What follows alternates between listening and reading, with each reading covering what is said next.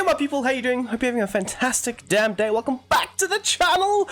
Yes, I'll reiterate, I am away.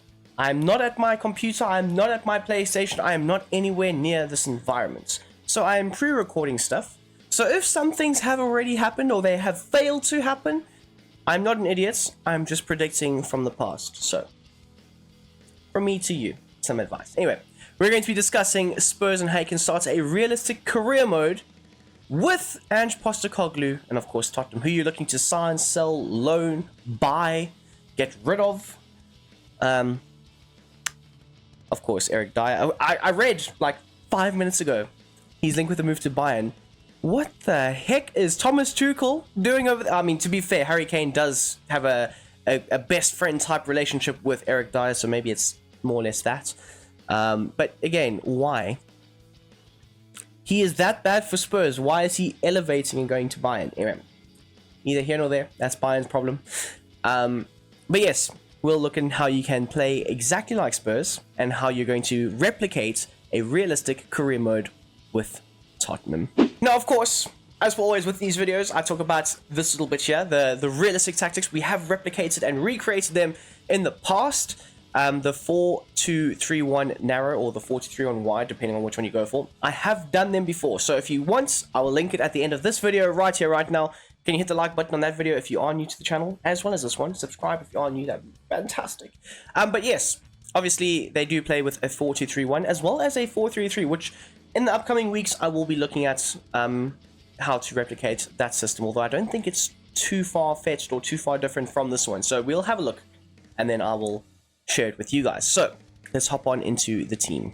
Taking a look at the side, of course, Hugo Lloris. I've put him on the transfer list. I know he is going to, I think it's LAFC. He's going to the MLS. That's what I know. The fact that he is still on this team for the first half of this season is crazy. I thought that they got rid of him. They chose to just be very quiet about it. You know, put him on the bench and have Vicario start every single game. But anyway, it's okay. It's all right. Good for him. Good move. Solid for Spurs. I don't know if they got any money for him, but it is what it is. Of course, you got Fraser Foster and some of these other goalkeepers. Vicario is the guy, though. He is the man. He is probably the goalkeeper of the season so far, to be fair. He has hit the ground running. He is everything I wanted Onana to be. God damn. Anyway, moving on, though. The likes of Ryan Sessegnon, one of my favorite players. I know, it's a bit weird. Sometimes we're attracted to weird things. Ryan Sessegnon, going from Fulham at 16 or 17 to Spurs, I thought he was going to be like Gareth Bale, to say the very least. I thought he was going to be the next Gareth Bale. I thought he was going to be amazing, and then injuries hits, wrong managers, mismanagement of his career, and here we are sitting at 23, a left back / left wing back. He was actually a left winger for Fulham that could play as a left back. And yeah, he needs to get a move. He needs to go to, like, I would say Nottingham Forest, but they've got like 1,000,005 different players, so not Nottingham Forest. But he needs to go somewhere where he's going to get game time. So that's why I put him on the transfer list. The likes of Sergio Reguilon, I waited to do this, but yes, he is coming back to Man United. I think he actually has number 3. Yes, there we go. Yeah, he has number 3, and he is back at Spurs after Man United cancelled his loan. And I think he is also out the door. So to be fair, we should probably do this. Add to the transfer list. Now, coming in under Jose, it was supposed to be the next best thing as a left back. Of course, a Real Madrid youth academy product. He was really good for Madrid. Spurs bought him for like, what was it, like 30 or 40 million? And it hasn't worked out. He's been linked with a move to Borussia Dortmund, which would be a fantastic move for him in his career. But yes, he needs to go to a club that's going to appreciate him, play him every single game. I think he's got the qualities to be a good left back, but maybe not a top left back. So anyway, he needs to go to a club that will appreciate him. Of course, Destiny Udogie, he is a good left back. He is an amazing left back, actually. And probably signing a backup for him, maybe an older player to go alongside the younger product that is doing very well. Nurture him, you know, make sure that he's following the right steps. I think that could go a very long way. And then, of course, Eric Dyer, we recently spoke about him, linked with a move to Bayern freaking Munich. That's crazy.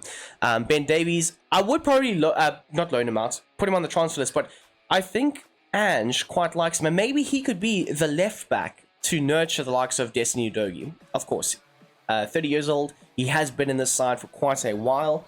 I think Pochettino brought him in. So, you know what? A seasoned veteran at this point. The likes of Rodin out on loan. Christian Romero and Van der Ven, of course, that is your starting centre-back pair. And they are linked with another one. It's just not the likes of... A few moments later. Tadibo. That's the name. That's the name. Of course, Ashley Phillips also brought in the summer. Tanganga will probably get sold to either the team that he's at in Germany or another team potentially. Pedro Porro, of course, a fantastic right back on his day, but they are also looking to bring in another one, which does spice up the lifestyle a little bit. And here's another one that is coming back, the likes of Jed Spence. Now, I don't know what's actually going to happen to him, because obviously he was brought in, he was also mismanaged a little bit, had a fantastic season for, was it Nottingham Forest or was it Middlesbrough? I don't know, one of them. Anyway, he was brought in, young talent, he's only 22 years of age. He's gotten like 30 minutes in 2 seasons with Spurs. He's been loaned out, had a decent end of last season in France. This season at Leeds United, I think he's played a total of like 7 games, which is not good enough.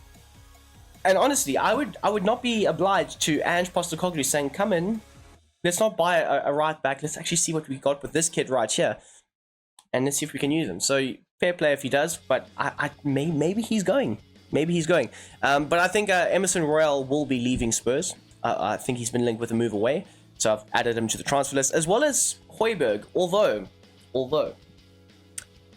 he's been used quite a bit. Of course, Spurs have had injury suspensions and whatnot, and Højbjerg, well, he has been quite decent for them, so maybe Ange quite likes him, and I don't. This one will not surprise me if he leaves, and it will not surprise me if he stays. So I couldn't really decide on whether he stays or goes. So apologies for that. I can't decide. Maybe if you're a Spurs fan, you can let me know down below in the comment section. Is he going? Is he staying? We don't know.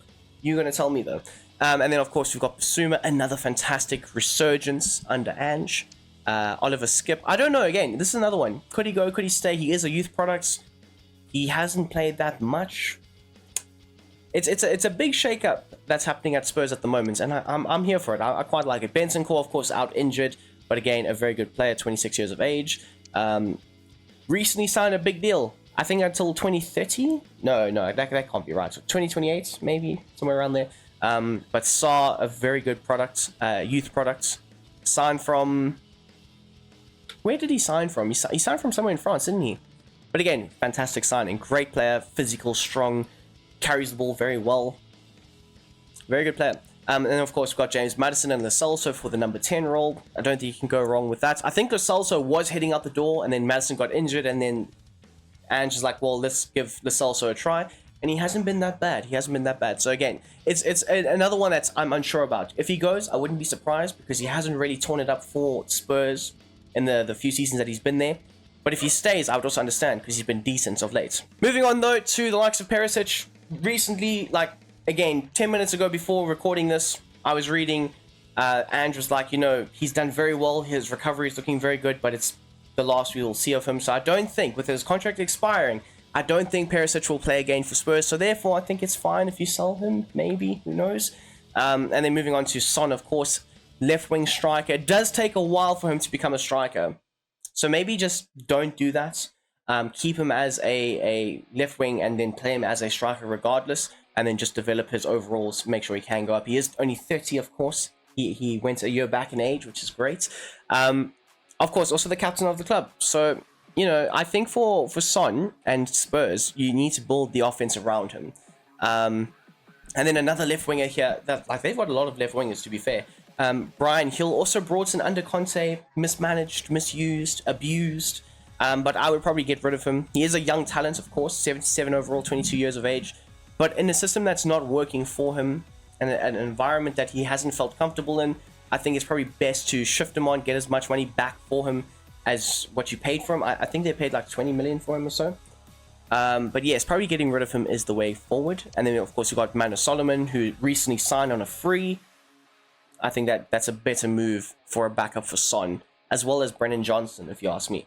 And then, of course, Kulusevski, a right winger, great player.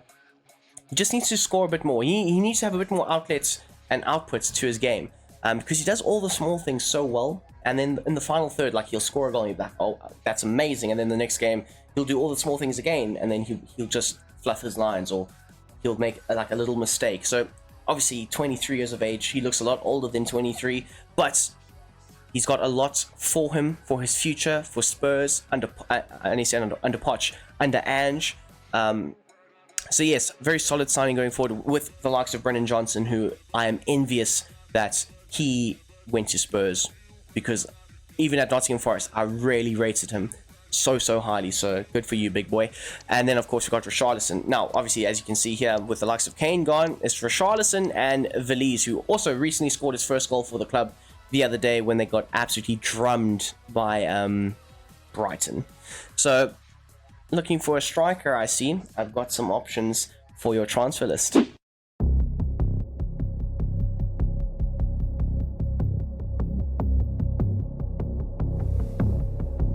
Now, as per always, starting off with the lowest position, and that's the right back in this case.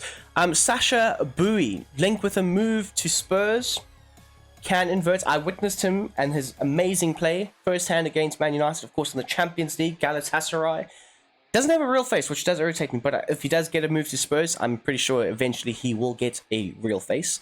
But yes, does have quite a few great playing styles. Jockey, intercepts, anticipates, aerial, relentless. He is 22 years of age. He's 5'10", which isn't a bad height if you ask me for a fullback. And he's got a very high work rate on offense and defense, which is fan-damn-tastic. That's what you're looking for in an Ange system, as well as in the modern-day fullback. You're looking for a very high work rate, the ability to run up and down the flank, make sure he's tracking back runners, making sure he's getting forward, whipping in crosses.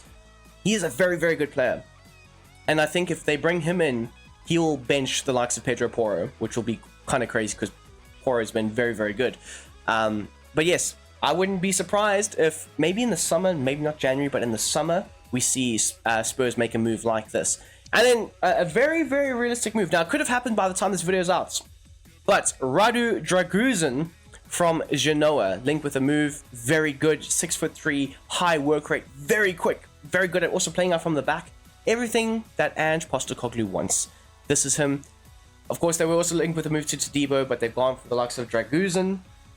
And I'm all for it. I'm all for it. I think it's a great signing. I honestly think it's a great signing for them. And you know what? He's 21. He can work out. He can be a natural replacement for when Romero gets booked and he's suspended for 10 games, or he's out injured or something like that. Because Romero is always doing stupid shit. So yes, and then a move that's...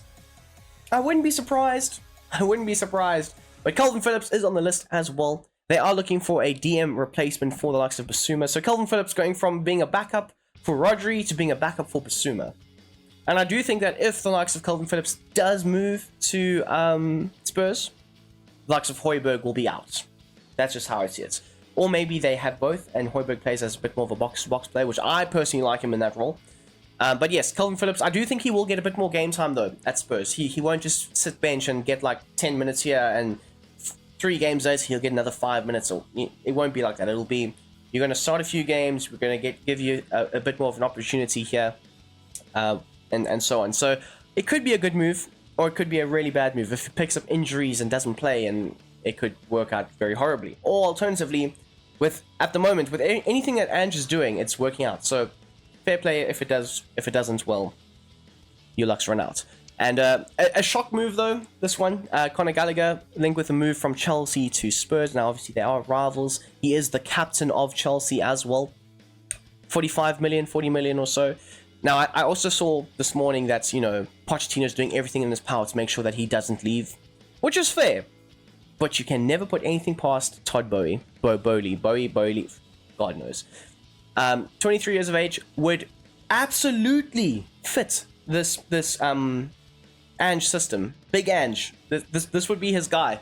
The Saar role with Conor Gallagher elevates it. Honestly, look at these work rates. Relentless, interceptor, high attacking work rate, high defensive work rate, can play as a central midfielder, can play as a cam, can play as a DM as well, can play all 3 positions, can naturally replace Maddison. And if you're looking to play Maddison, you can play him. Or if you're looking to play Saar and Basuma, you can play him higher up and play Maddison on the wing potentially. Like, there's so much dynamism if you bring in the likes of Conor Gallagher. Now, of course, in career mode, if you are playing with like a really strict transfer policy thing, it does make it very hard because obviously Spurs and Chelsea are, you know, they're rivals. They're rivals, right? So it does make it very hard to like do deals. So if you can try and get him on a free, or maybe he'll have a contract buyout clause, go for that. But honestly, for the Spurs system, I'm taking out rivalries. I think he is the best possible target to get. And speaking of which, we were talking about the likes of Richarlison and Veliz. Of course, Veliz is quite young, so loan him out. Richarlison, hit and miss at times. So they are also linked with the move for Guirassy. Now, of course, I put him on the Arsenal list. He's also linked with the move to Arsenal. And often with these rumors, there's always some truth to them. Both clubs, North London, I can see him going to one of them, or maybe even Manchester United. Who knows? Anyway, Guirassy, 27, has been scoring a lot of goals. So imagine putting him into the Spurs side where it's free-flowing, fluid football. He would score a lot more. And then the one that excites me the most, and it also makes me sad as well, because he is such a good player, but Santiago Jimenez obviously plays for Feyenoord, helped them win the title last season, was elite. He has recently come back from a major injury, I think. I'm pretty sure he has. But again, he's 6 feet tall. He has everything required for him to be an elite Premier League striker. Not exactly Harry Kane, but goddamn the closest thing to Harry Kane at a much cheaper level. I would assume it would be around 30 to 40 million in real life if they do have him, or they do get him. He's got the power header as well as the chip shot. He has scored some crazy goals in the Champions League. Of course, they didn't make it to the next round. Again, I'm not exactly sure if they did or didn't. I'm pretty sure that they didn't. They made it to the Europa League. But again, 22 years of age, left-footed. He's got a very good weak foot as well. He is Mexican, which has nothing to do with anything. But anyway, he is Mexican. It's bomb.com. And it would make me very, very jealous if the likes of Spurs signed this man. Okay, now, just before we end off the episode, I would like to go over the tactical vision. Now, in the original set of tactics, I've gone with a custom tactical vision. And I think it best suits what Spurs are trying to do. But if you are playing in career mode, the best system I could suggest is gegenpressing. Of course, they are relentless with their press. The backline of the opposition are consistently under pressure, whether it's Richarlison, Son, Johnson, Kulusevski, whoever. They are running their asses off to try and make sure that they're closing down passing lanes, angles, and whatnot. They also play a very high line for life. You must have seen those memes. If you're a football fan, you're watching this video, you must have seen those memes. But yes, so gegenpressing is the way to go forward. You can try and adapt the tactics to the gegenpressing system as well. And of course, so obviously with the coaches, there's only two real ones that I would actually go for, a 5-star and a 4-star. The others, not good enough if you ask me, but that's fine, that's okay. But yes, so that is what I would go for in terms of the tactical vision. And there you have it, people. That is how I would start off a realistic career mode under Big Ange with Spurs. Who you would sell, sign, get rid of, all those. If you have enjoyed this video, as always, please hit that like button. The road to 4,000 subscribers is on. The sooner we can get there, the better. We'll elevate the content of the channel to the next level. And as always, guys, I hope you have a damn great day. I'll see you tomorrow. Give it, you